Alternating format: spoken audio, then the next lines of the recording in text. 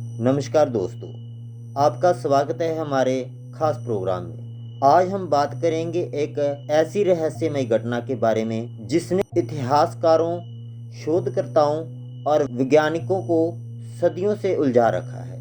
ये कहानी है रोआनोके कॉलोनी की, एक ऐसा रहस्य जिसे सुलझाने का प्रयास अब तक हर कोई कर चुका है, लेकिन कोई भी इसे पूरी तरह से नहीं जान सका। 1587 का साल था। इंग्लैंड से 115 लोग, जिनमें महिलाएं, बच्चे और पुरुष शामिल थे, नए जीवन की तलाश में अमेरिका पहुंचे। वह रोआनोके आइसलैंड पर बसने के लिए आए थे, एक ऐसी जगह जो उस समय पूरी दुनिया से दूर थी। लेकिन क्या आप जानते हैं इस कॉलोनी के बारे में? ऐसा क्या हुआ था जो आज भी ये रहस्य बना हुआ है? इंग्लैंड के राजा ने इस कॉलोनी को स्थापित करने का आदेश दिया था ताकि वहां पर ब्रिटिश साम्राज्य का विस्तार हो सके। यान वाइट, जो एक काबल नाविक और खगोल शास्त्री थे, जिन्हें इस मिशन का नेतृत्व करने के लिए चुना गया। 1587 में जॉन वाइट और उसकी टीम रोआनोके आइसलैंड पर पहुंचे और यहीं पर अपनी कॉलोनी बनाने की शुरुआत की। सब कुछ शुरू में ठीक ठाक चल रहा था, मगर जैसे जैसे समय बीतता गया, समस्याएं उभरने लगी। कॉलोनी में खाने पीने की कमी होने लगी और ये लोग स्थानीय आदिवासियों से परेशान होने लगे। धीरे धीरे उनका मनोबल गिरने लगा। यही वो समय था जब यान वाइट को इंग्लैंड लौटने का फैसला करना पड़ा। उन्होंने अपनी पत्नी और बेटी को पीछे छोड़ा और वो इंग्लैंड वापस चले गए। लेकिन उनका वापसी करना बहुत लंबा हो गया। इंग्लैंड में स्पेन के खिलाफ युद्ध की स्थिति थी और इसी कारण उन्हें 3 साल तक लौटने का मौका नहीं मिला। 1590 में जॉन वाइट आखिरकार इंग्लैंड से लौटे, पूरी उम्मीद के साथ कि वो अपनी कॉलोनी को फिर से देख पाएंगे। लेकिन जब वो रोआनोके पहुंचे तो वहां का दृश्य चौंका देने वाला था। वहां कुछ नहीं था, ना कोई व्यक्ति, ना कोई घर, ना कोई आश्रय। कॉलोनी पूरी तरह से खाली हो चुकी थी।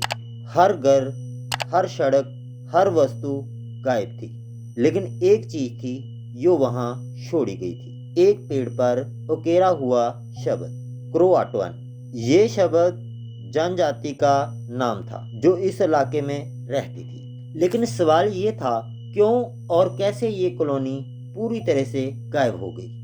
क्या वो लोग क्रोआटोन जनजाति के पास गए थे, या फिर क्या उन्हें किसी खतरनाक स्थिति का सामना करना पड़ा? ये और कई सवाल आज भी अनसुलझे हैं। अब इस रहस्य को सुलझाने के लिए कई थ्योरी सामने आई, जिसमें से कुछ बेहद दिलचस्प हैं। कई इतिहासकारों का मानना है कि कॉलोनी के लोग स्थानीय क्रोआटोन जनजाति में शामिल हो गए थे, क्योंकि इस शब्द क्रोआटोन का जिक्र पेड़ पर था। कुछ लोग मानते हैं कि वह वहां से भागे और जनजाति के साथ मिलकर रहने लगे, परंतु इस सिद्धांत का समर्थन करने वाले कोई ठोस परिणाम नहीं मिले। और दूसरी थ्योरी, कुछ शोधकर्ता ये मानते हैं कि कॉलोनी के लोग किसी प्रकार की भूखमरी, बीमारी या फिर युद्ध का शिकार हो गए, क्योंकि कॉलोनी को स्थायित्व के लिए आवश्यक संसाधन नहीं मिले थे।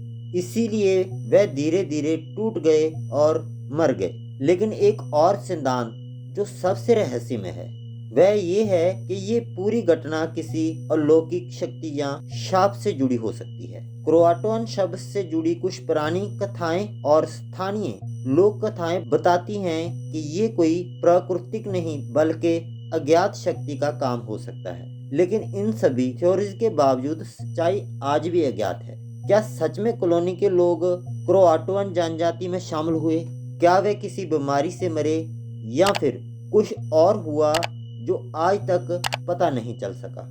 आज रोआनोके कॉलोनी का रहस्य दुनिया भर के इतिहासकारों, शोधकर्ताओं और रहस्यमय घटनाओं में रुचि रखने वालों के लिए एक बड़ा सवाल बना हुआ है। कई दशकों से इस पर अध्ययन किया गया है, लेकिन कोई ठोस जवाब नहीं मिला। कुछ लोग कहते हैं जब तक कोई पुराना दस्तावेज या कोई नया सबूत नहीं मिलता, तब तक ये मामला हमेशा के लिए अनसुलझा रहेगा।